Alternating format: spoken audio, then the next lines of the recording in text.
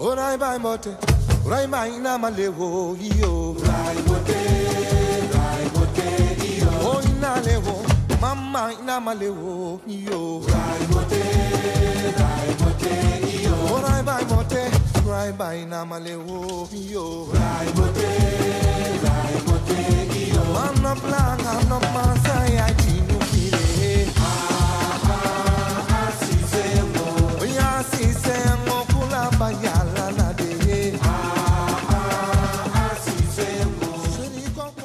Mesdames, Messieurs, bienvenue dans ce nouveau numéro de l'invité de la rédaction. Aujourd'hui, l'APS reçoit le président Djibril Wade, président de la Ligue sénégalaise de football professionnel, maire de Biscuiterie, mais également président de NGB, Niary Tally Grand Dakar Biscuiterie. Monsieur Wade, bienvenue dans ce numéro de l'APS. Merci Fatima de m'avoir invité à ce numéro de l'invité de la rédaction de l'APS.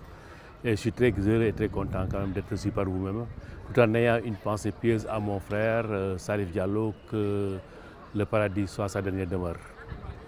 Voilà, Président, hier, le Sénégal donc, a été sacré vainqueur de la Coupe d'Afrique des Nations U20.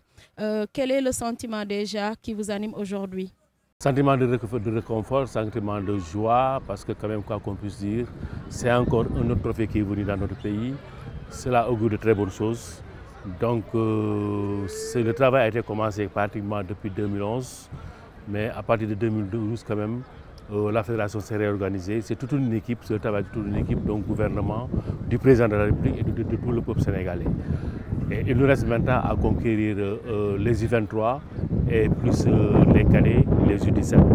Et chemin faisant, je pense qu'aujourd'hui, quoi qu'on puisse dire, le football sénégalais est vu un peu partout de très bonne manière en Afrique et dans le monde.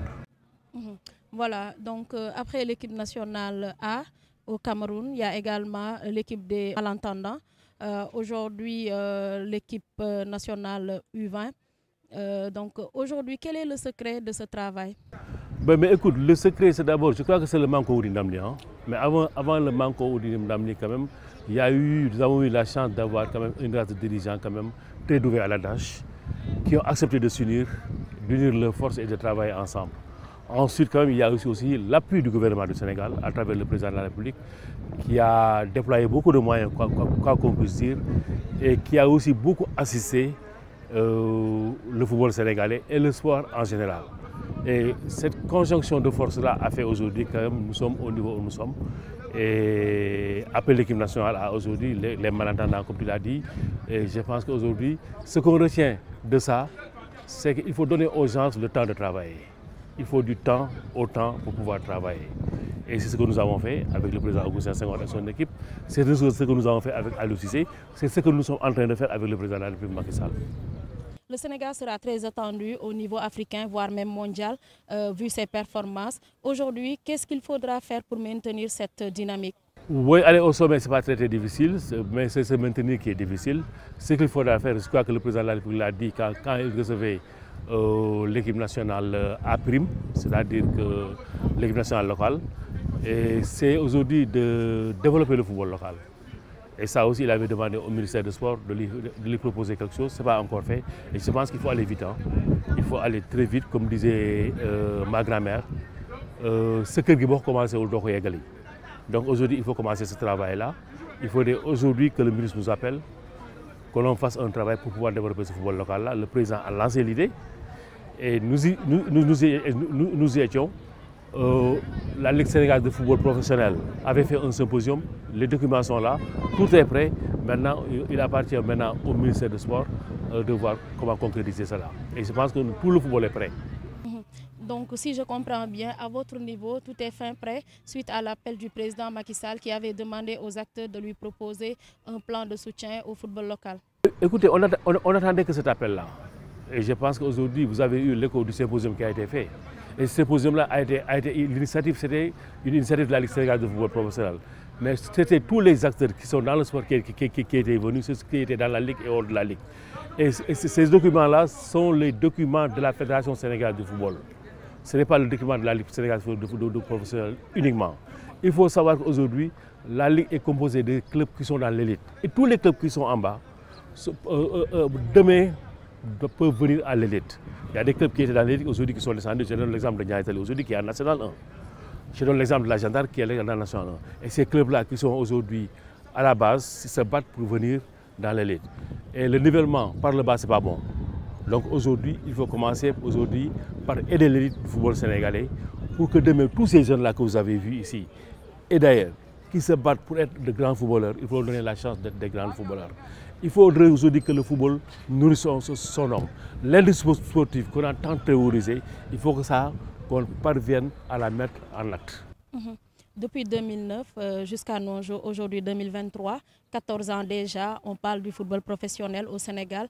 À votre niveau, en tant que président de la Ligue sénégalaise de football professionnel, est-ce que tout est rose? Non, tout n'est pas rose. Je pense que si tout était rose, on ne serait pas là. Le président n'allait pas dire ce qu'il a dit. Le capitaine de l'équipe nationale locale n'allait pas dire ce qu'il a dit. Le président Augustin avait fait un très bon plaidoyer pour le football local. Tout n'est pas rose. Mais quand même, quoi qu'on puisse dire, les gens ont serré leur ceinture, ils sont battus pour arriver à ces résultats-là. Et maintenant, comme disait l'autre, nous avons montré que nous savons faire des choses. Nous avons montré que nous savons nous organiser. Nous avons montré que nous avons la volonté de faire avancer les choses. Aujourd'hui, il faut qu'on nous aide pour qu'on puisse franchir ce pas-là. Moi, j'avais fait ma campagne pour être président de la Ligue pour l'émergence d'un football non amateur. Maintenant, il faut émerger ce football-là et le transformer en football professionnel. Et c'est tout. Il faut que ce football-là parvienne à nourrir son homme. Il nous faut aujourd'hui, dans moins de 5 ans, payer des salaires de 5 millions, de 10 millions à des joueurs. Et ça, il n'y a que ça qui peut devenir nos joueurs au Sénégal.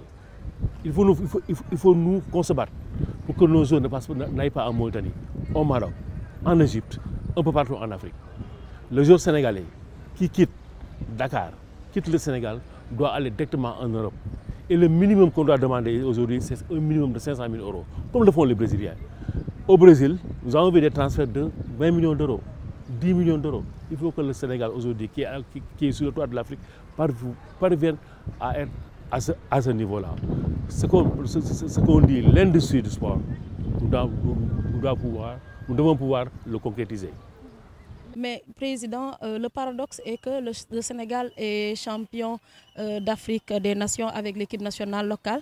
Mais aujourd'hui, sur le plan africain, les clubs peinent à s'imposer.